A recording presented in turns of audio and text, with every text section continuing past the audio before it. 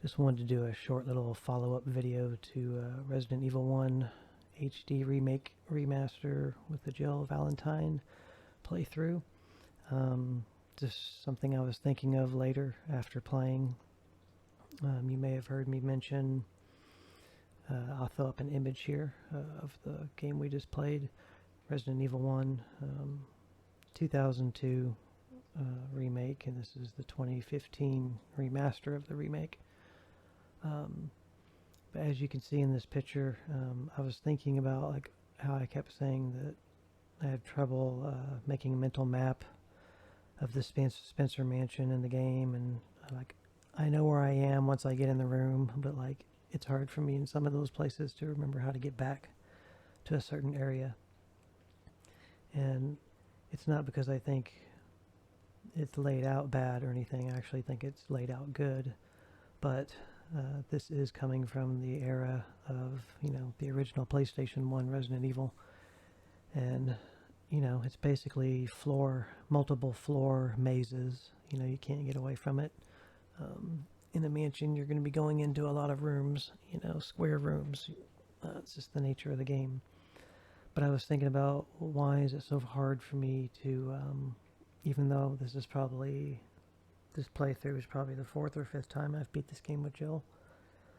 But I was looking here at the original game, and you can see how this game has fixed camera angles. Meaning that the camera is locked, not necessarily here where I'm showing the little graphic, more kind of up in the air above Jill's head off to the right a little. If you think about it like a movie scene, because a lot of these camera angles I think are trying to imitate movie production.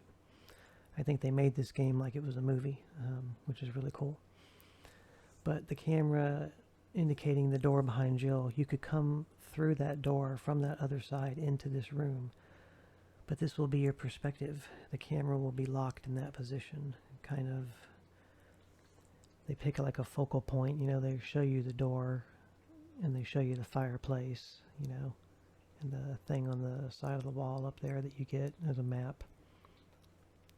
So they kind of frame, the fixed camera angles allows them to frame the room a certain way and to only show you what they want you to see, because obviously when you step forward on the carpet there, it's going to transition, and then you'll be looking at Jill's back and seeing it from a normal perspective. But I think this is the reason why I think it's hard for me, is because of this fixed camera angles. Not that I dislike them, it's just that you can come into a room and in real life or in a normal game, you would think you're going to see it from the perspective of Jill looking forward, like you normally would in a third-person game. But since this is using fixed camera angles, they can put the camera right in front of the character and have you walk in that way, and you could hear off camera here, still in the same room, a zombie breathing, and that sets up a good scare and, anxiety in the player. So there's a benefit to it. In a horror usage, but also for the time. No, you wouldn't have had to do this in 2002 when they made this, but they were trying to stay true to the mechanics of the original from 90, I want to say 96 was when the first Resident Evil came out on PlayStation 1. So I just wanted to illustrate how in this game you can come out a door and be facing the camera, like it's a security camera watching you. You're looking from the security camera footage, And then I'll throw up another picture here. This is Resident Evil 2 Remake from 2019. So relatively recent. And how all Resident Evil games right now that are in third person basically look. But as you can see in this game, it doesn't use tank controls. It uses 3D controls like we mostly use in the playthrough with Jill. But the camera is always behind you. If you've ever played, there's lots of other games that use this perspective. Resident Evil 4, the original, was basically the one that kind of started it and made it popularized this camera angle. It's kind of, it's third person, but kind of you see them from the hip up. It's also called over the shoulder third person. It's like in Resident Evil 1 there, you see all of Joe's body in a lot of situations, but here you're always kind of, you can look down and see your body. In this game, which are almost always primarily set up to see like the upper torso part from the hips, but the camera is always behind your character. That's why I tried to show it there at his back. And then the line forward with the yellow in the middle, that's your way, that's your focal point.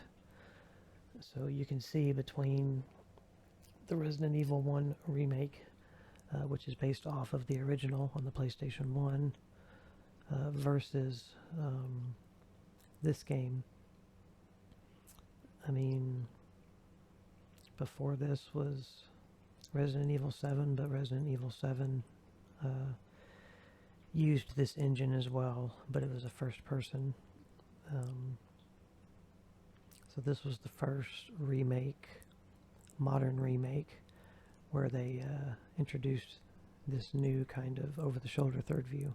It's not new, just new to the series, because normally they would show you zoomed out, especially on PlayStation 1, the originals. You can be pretty tiny on the screen at times. So I just wanted to show the difference between, and that this is the reason why something like, I don't need a map, and you really don't even need to reference the map in most cases in the modern Resident Evils, because they're so straightforward. And when you enter new areas, you're always seeing it from a normal perspective, so I think it tends to sit in your memory better, especially if you have to come back to the same area again. But a lot of times in the Resident Evil 1 remake, even if you know the camera angle you're seeing and you're like, I've been here before, you still may not remember what's in front of you until you make that screen transition. So it's just an interesting thing, and I think that's a big part of to why, even after multiple playthroughs, I still have a difficult time in memorizing the Spencer Mansion layout, as opposed to like Remake 2 and 3 and Resident Evil 4, Resident Evil 7, Resident Evil 8. You know, it's pretty difficult to get lost in those games. You eventually are just going to run into a locked door or whatever. But so anyway, I just wanted to post that. I was thinking about it, and I was going to put it in the comments of the last gameplay video for Joe, but I thought, nah, I'll just make a whole new video since I wanted to blab about it a little. So thank you for watching, and we will see you in the next playthrough. Bye.